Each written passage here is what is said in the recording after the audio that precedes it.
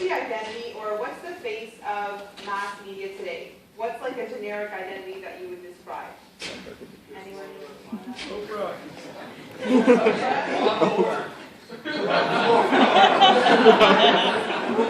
Okay, so overall, in general, if I were to ask people just to describe generic personalities, you might say that the face of mass media is maybe a white person, perhaps a man in a suit, so from high socioeconomic status. So it kind of, there's like a bunch of recurring trends that we've noticed, not in Oprah though, but so this identity, this is kind of like the face of society. This is kind of like what we think is normal. These are our representatives or the role models that we sort of look up to. And so we see that it's important for us to be as inclusive as possible in this description. And we have come a long way since then. We do see a lot of ethnic minority representations in Hollywood in particular. So Oprah, like someone mentioned, George Lopez, Ellen DeGeneres. These are all representatives of different ethnic minorities in Hollywood. But there's still one ethnicity that's very underrepresented, and that's our topic for today. So, would a Muslim woman make it in mass media today? Now, what do I mean by mass media? Well, we all know mass media is sort of like... okay, let's see if I can get... Nope. Okay, so mass media is like what we see on TV, what we see in magazines, what we see even in reality shows and sitcoms. And that's kind of different from Hollywood because it's more of a projection of what we think is real. It's what we, whatever we see on screen sort of goes hand in hand with what we think is normal in society, right? And we all know that mass media is powerful enough to shape the thoughts and views and opinions of an entire generation. So if we look at a case study of this, back after the civil rights movement, there was still a lot of racial prejudice and discrimination against African Americans. And in a way, in an attempt to sort of dispel some of these stereotypes, a lot of sitcoms came out to, in an attempt to do this. So for example, The Crosby Show, or something that our generation is more familiar with, Fresh Prince of Bel-Air. So these sitcoms, they introduced us to an African American family on screen that, from a high socioeconomic status, that sort of went through the same struggles that regular Canadian and American families went through. And by seeing this family on screen, we were able to sort of see all of our shared beliefs and values, and we were able to empathize with them more. And as a result, racism did go down, and African Americans were treated in a more respectful manner. And so that's bringing it back to Muslims in mass media. This sentiment is shared by Katie Couric, who is a very famous American journalist, talk show host, and author. And so there was a new Pew poll that was...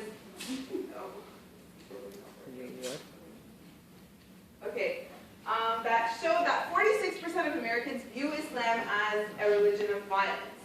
So why is that? Why does almost half the population of America think of Islam and generally all Muslims as evil or violent?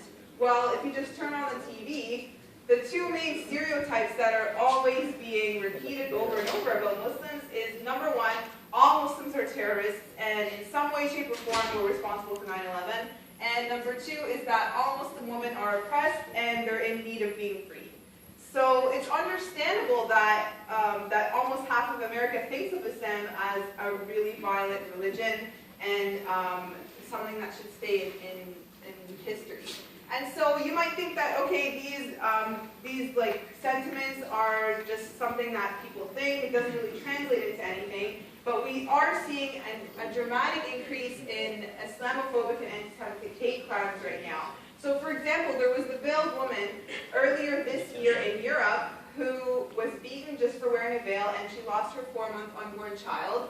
There's the pastor in the States who coined the International Burn a Quran Day on the anniversary of 9/11, and just general hate crimes that we're seeing on the rise. So we do see now that prejudice is a result of stereotypes. And what's the best way, what's like the most effective way to reach out to the masses and show that this is actually not a representation of the larger Muslim population? In my opinion, I think it's putting a figure, an identifiable Muslim figure, so a Muslim woman perhaps, in the face of mass media to show the viewers firsthand that this is not actually reality, this is not the truth. So there have been some attempts at this. Well, first we have to think of if a Muslim woman were to go into this environment, would she succeed? Like sometimes I think about it, I'm like, okay, if like anyone I know ever tried to actually go into Hollywood or even apply as like a news anchor or something, would they succeed? Or is that environment very unwelcoming to a Muslim woman? Because would she have to then be put at a dilemma where she has to sacrifice her values and her beliefs or in order to move ahead? And so I just want to bring it back to Muslims in mass media. There have been some attempts at putting Muslims in mass media. So for example, Little Mosque on the Prairie. Has anyone heard of this? Okay, so it was a Canadian sitcom that aired for a few seasons. And there were some mixed reviews when it first came out, but generally people liked the idea. They said it's a nice idea. It's like introducing us to Muslims in a different light. And some of the criticism that it got also was that it wasn't that funny, it wasn't that entertaining, so maybe that's why it didn't do so well. But this was in Canada, and I don't think it reached out to as many people as it would have had it been an American show. And so this show aired in 2011, the All-American Muslim Reality Show. How many people have heard of this? Oh, like one person. Okay, so this aired in the States in 2011, November 2011, so 2 years ago. And it was a reality show following 5 Muslim families in Michigan, and it showed them doing regular things like serving as a police officer, being part of the football team, and just being active in the community in general. And this got crazy backlash.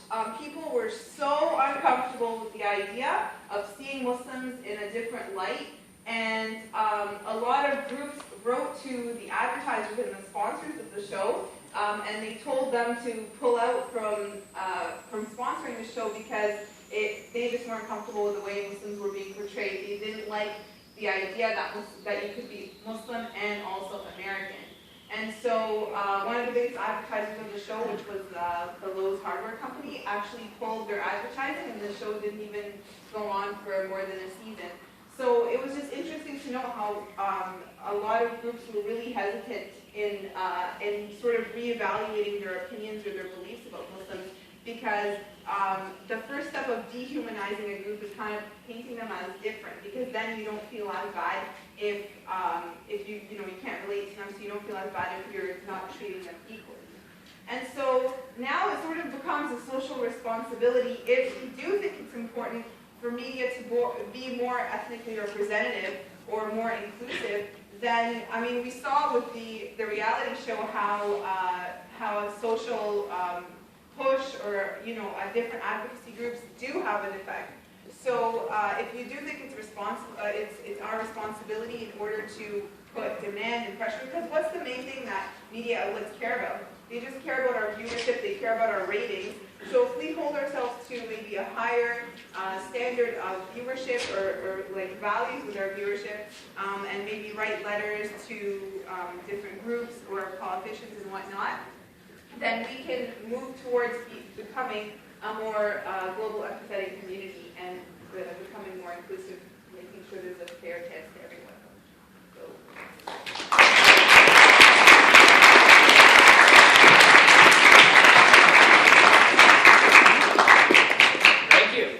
Any question on it, but I think people are ready to go.